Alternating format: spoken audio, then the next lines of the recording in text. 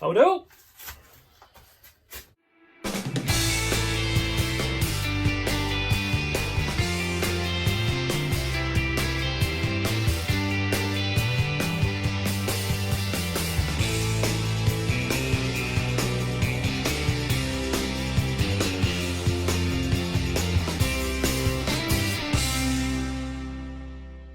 Hi, I'm Chris. Welcome to King Bespoke Creations. Now, this weekend's project is going to be a dovetail box. Very pretty things. We can make nice jewellery boxes or man boxes, or in this case, we're going to make a prayer box. Okay. If you haven't done dovetails before, check out my other videos. The link's in the description down below. There's two of them there. One for full dovetails, which we'll be using in this box, and one for half blind dovetails, which is really good for draw fronts. So check those videos out. If you haven't already, subscribe to the channel, click the like button, smash that notification bell as well to make sure we don't miss out on all the rest of the goodies. Right, let's dive into this project then.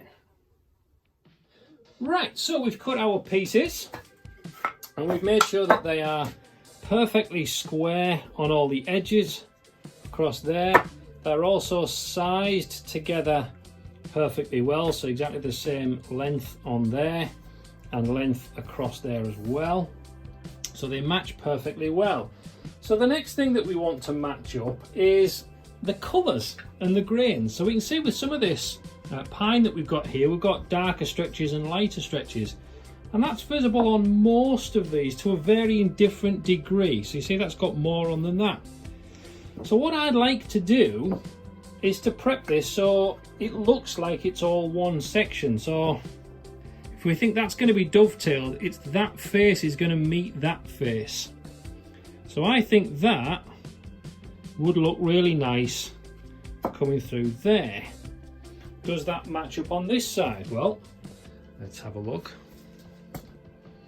It's not too bad. This lighter section is sloping down, as is that one, because it came from the same piece.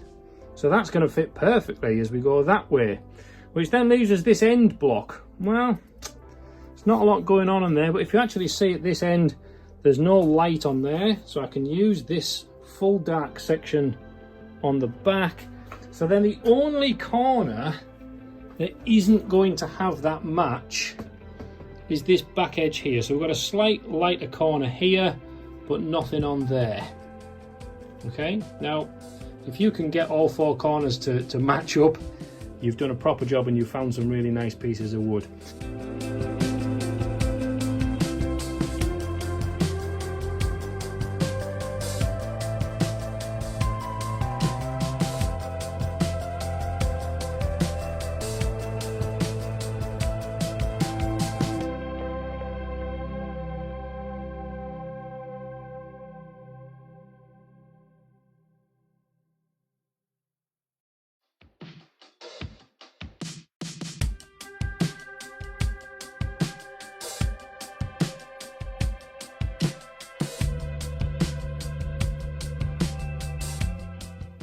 So now that we've cut out all of the tails on both sides, it's now time to do the pins on these end sections.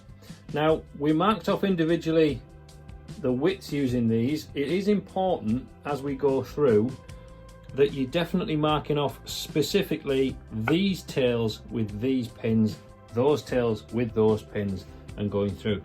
So you can see when we marked off, I just put a little X on both of those so I know that's the matching pair. Whereas on this side, we've got circles. You can use numbers, letters, shapes, whatever works for you. But you can know, you can definitely take that away somewhere else, come back, and you know which way around that's going to go. These are very purposeful made joints that are specific to each other.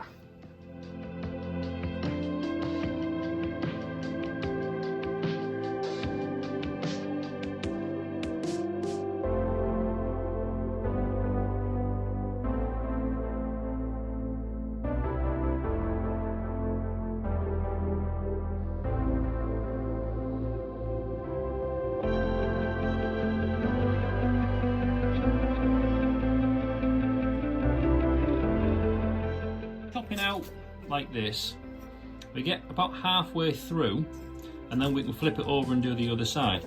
Notice along this front edge here, I've left that full width. What I don't want to do at this point is start chipping in from here, because when I turn that over, that's still supported along the floor, so it's not going to bounce, it's not going to flex and snap off in an ugly way, it's going to be very predictable.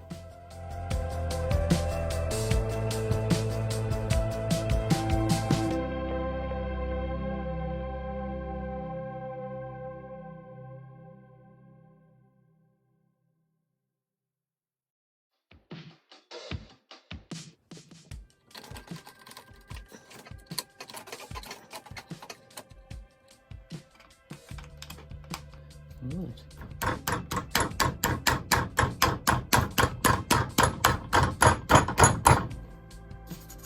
Lovely. Not too bad at all. So now we come to that stage where we can glue it all together. Oh, so we've tried each joint individually. Now we need to kind of put it all together a little bit at a time with a little smidge of glue in each bit. Now I don't use a lot of glue. Literally just, and eventually comes out. Little bit on each side like that, and then I'm not one for scrapers, I just generally use my finger on each point and a little bit all the way around, and a presto. Right, so that'll do. So just a little bit of glue like that, and then it's a case of putting that the right way around, tapping that in and trying to get that to fit. A little bit of persuasion. Okay, so we need to do the end bits first, otherwise we can't put it in. So we need to do this one, and there, and there, and there, and there. Spread that around a little bit.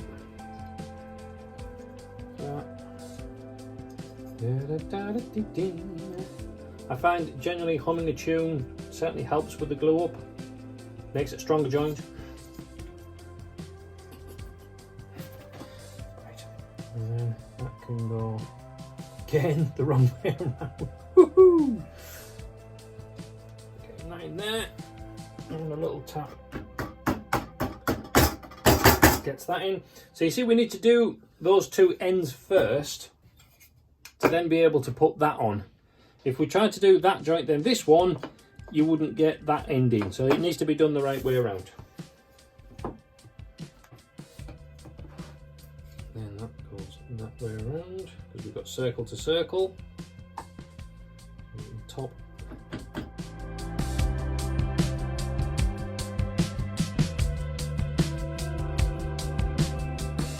So we can really see there, as we work through these boxes, that's a lot of dovetails that you've just cut. Now, repetition is the mother of all learning, right? So it's great to go through the dovetail video, link down below, watch that, do it on a couple of scrap pieces to begin with, but then start making boxes like this, because you just get to repeat that process over and over again. And the more you do it, the better you get. The more mistakes you make, the more you know how to fix them. Pick up some wood, have a go. Right, now for the tops and the bottoms. Okay, so now we're going to put the base onto the box now. So I've got this thin section of wood which has come out of an old shelving unit somewhere, and that's going to fit through there. Now what I'm going to have is this base unit recessed into the base of here, so this is going to be on the floor and then this will be recessed inside like that. I find that's quite a nice section there where you can just see those grain lines coming in together. Just makes it look quite pretty. Mark that through just real lightly, I don't want to score anything.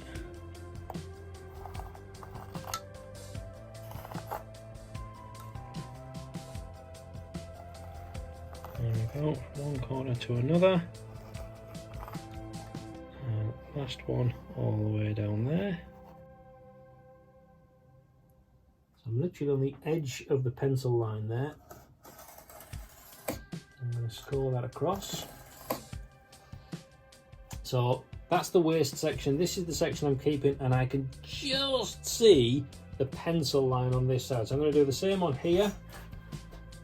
So the knife is right on the outside edge of that pencil line.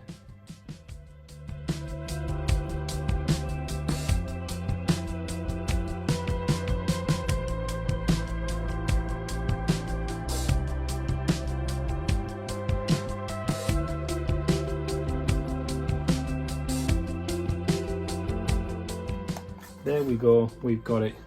That's fitting in. I can actually hold that on there. So the next thing is to put that in with a smidge of glue just around the edges and just pat that until it's beautifully flat.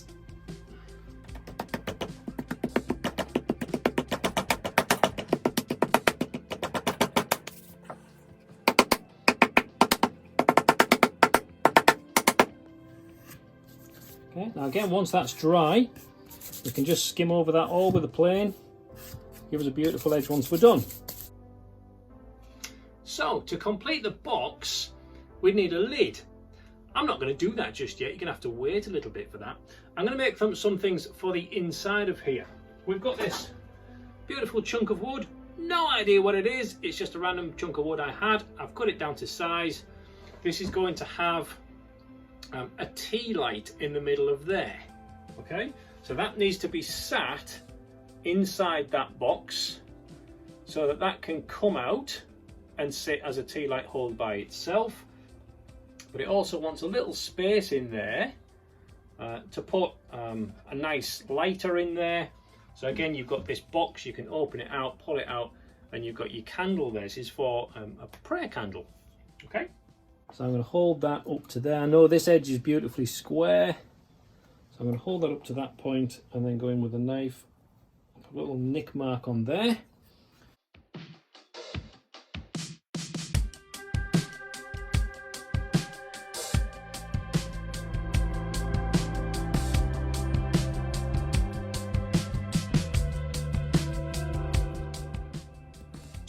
So this is the inside sections. I've done 2 of these. All right, so these have a little groove down them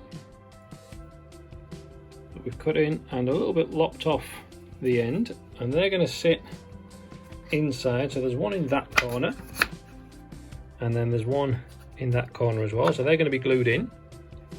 This section here is going to fit into that space, and then once that's in, this bit then fits into that groove in there, or it will when it's all glued. There we go. So that's going to sit like that. So you can pull that out, have that separate. It's got a compartment underneath then that we can store a few more tea lights, and then this flat space here, it will be just big enough, whoops, to put a lighter in, so then you can light your tea light and it's all there ready to go. For a bit of a reference, you want a 40mm Forstner bit for the vast majority of tea lights. Right, so now to make the lid. You can see we've got everything inside now. So I've got 2 pieces to make that big enough to fit. So we're going to have a little bit of an overlap, but only very, very small. So I've got these 2 junks. I need to join these together. Notice I've chosen that they're going to go together like that, so you get this nice colour trend all the way through. I could go that way, but just doesn't look quite as good.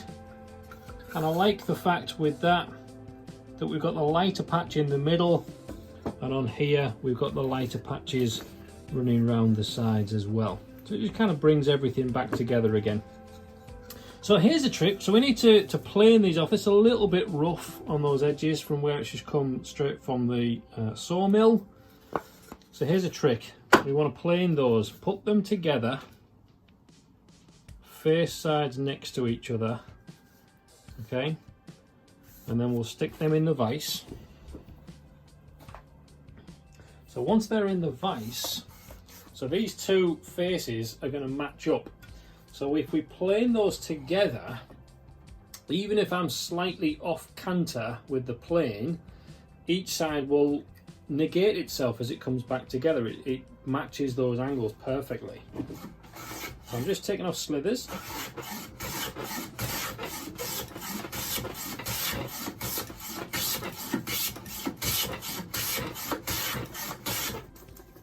So you can see how smooth that is now. So now hopefully as we put those together we have a perfect joint running through. And it's just going to sit, and I'll just take this piece, put it on the top there, and just rub it backwards and forwards, which spreads the glue out for me and creates a suction. It can also then be a little bit slippy slidey. Now I don't need to clamp those together like that, that's not necessary, but I do want to make sure that they're beautifully lined up. So I'm just going to use these little mini clamps sideways. Okay, so by doing that I then know that that side's level, and indeed this side will be level as I put those through like that. Okay, and then it's just a matter of wiping up,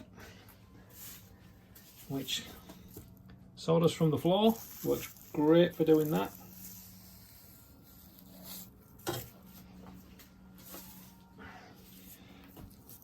That's why I don't clean up all the time, honest.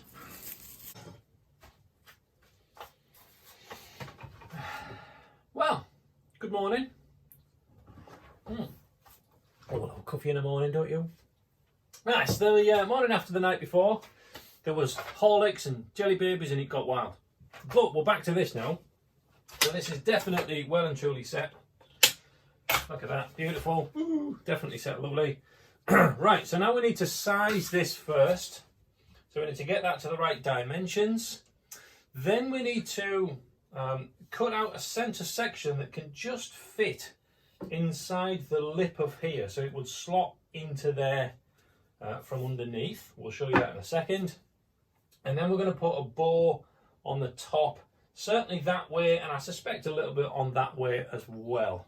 So quite a bit of work to do on this top to make it look really nice. So that's today's work. Let's crack on. I'm genuinely happy with that there. So I'm going to draw around that again with a very sharp pencil. So that's given us the very edge of the box. Now I'm thinking that I want about a 5mm lip all the way around the box to make it a lot easier to pull the lid on and off.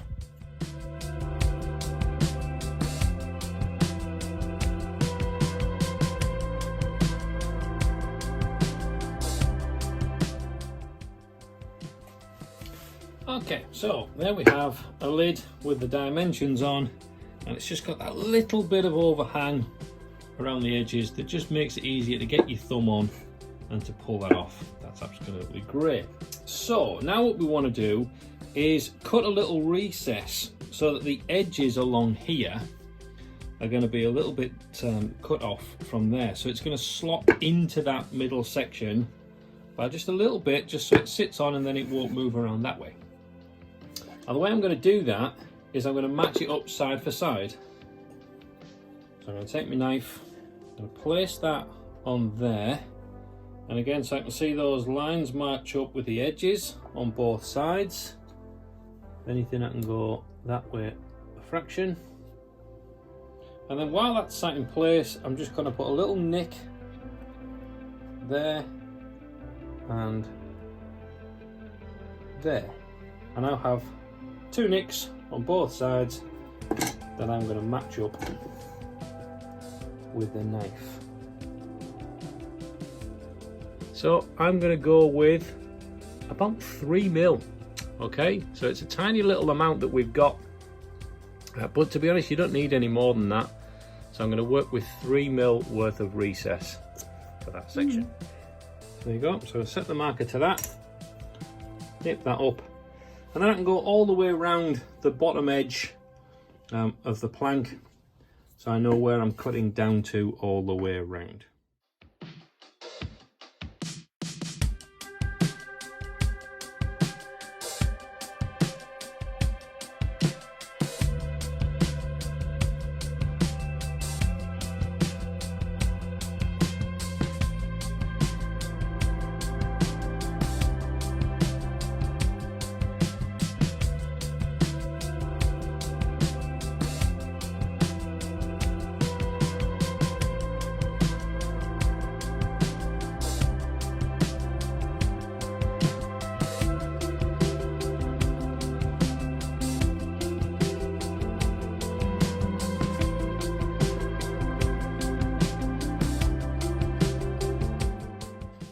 I'm going to do exactly the same thing. It won't want to chip off in the same way that it does cross grain. Okay, so it's smaller, lighter work. You kind of think going with the grain might be easier. It isn't, because the grain wants to do whatever it wants to do, and not just slicing across them. So we do need to be a little bit more careful on these long edges, especially where we've got knots, because can you just see how that is wanting to chip in towards our neckline? It's just heading inwards there though, and that's because of that knot.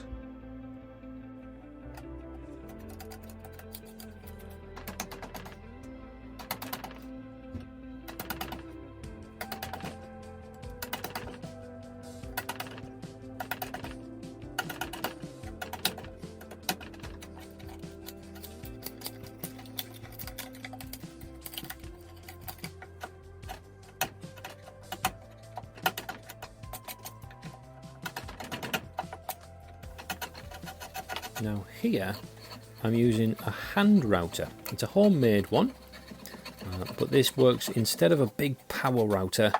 We can take slivers off and it's all still hand cut, which is just nice. I might do a video on how to make one of these soon.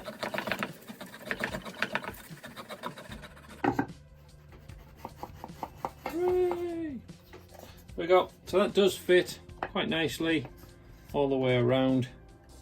Just slots in there to hold it still. Excellent.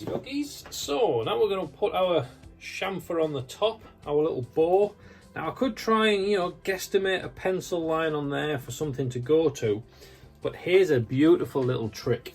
You get a little bendy ruler and a clamp, and you put the ruler inside the clamp and just give it a squeeze, and that will give you a perfect bow for you to draw around. So I can go right up to the top there. I'll have a perfect bow, and I can do the same on the other side then. So because I haven't moved my clamp, I can flip this upside down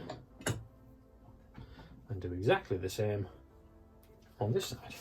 So I'm going to use my scrub plane for this. You can see a scrub plane has quite a big bow on it. It's a real thick cut for taking off big chunks like this. So just holding that on there.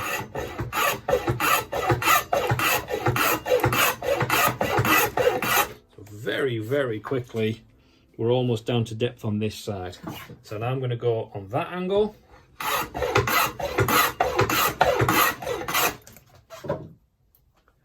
And keep working it round, just taking that top angle off.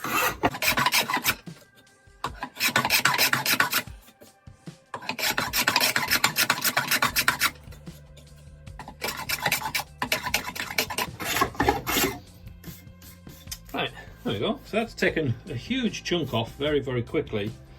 So now I'm going to go in with my nice number 4 smoothing plane.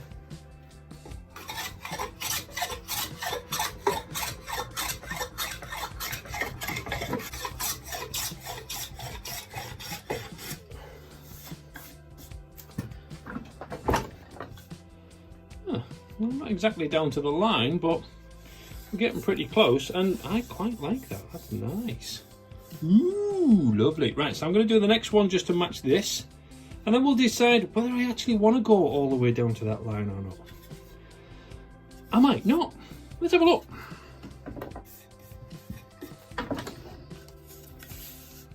Ooh, I like that. Likey, likey. And to run that definitely down the middle to smooth that joint out as well.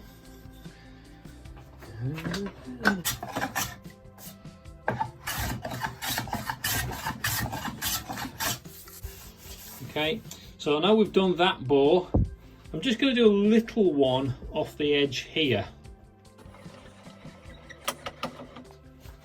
So I'm not going to use the scrub plane on here because it's going across the grain. So I'm just using the nice smoothing plane and angling it like this. So as you go across, it's still staying real super smooth. And it's not doing any nasty tearing motions.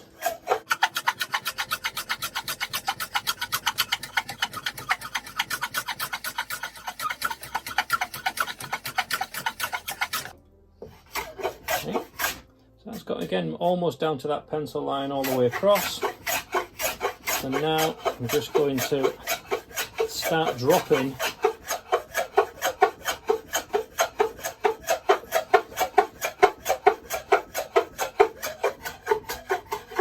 trying to keep it uniform. Something like that. Yeah, that's nice. So again, just taking that edge off there. So a tiny little bit of sanding will have that smoothed off beautifully. And then the same on the other end. And then it's just running the plane over all the sides to make them silky smooth.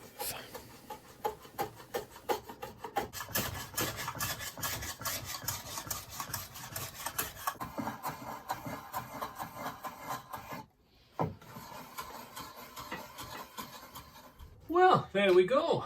One dovetail box. Okay, so a lid that fits. We've got some internals in there as well. So that needs a coat of finish. I like a Danish oil, that works really well. Before I do that, I'm going to do a little bit of pyrography on here just to personalise it, make it even more special. Yeah, then a couple of coats of Danish oil to really finish that off, really bring out the colours that are in there. And what a thing to make. It's a brilliant piece. You can make these for any kinds of things. Jewellery boxes, little trinket boxes, man tubs in the bedroom where you can stick all your keys and your loose change and anything else. Use these as a practice piece as much as something gorgeous that you can pass on to someone else. Until next time, sharpen your tools and I'll see you soon.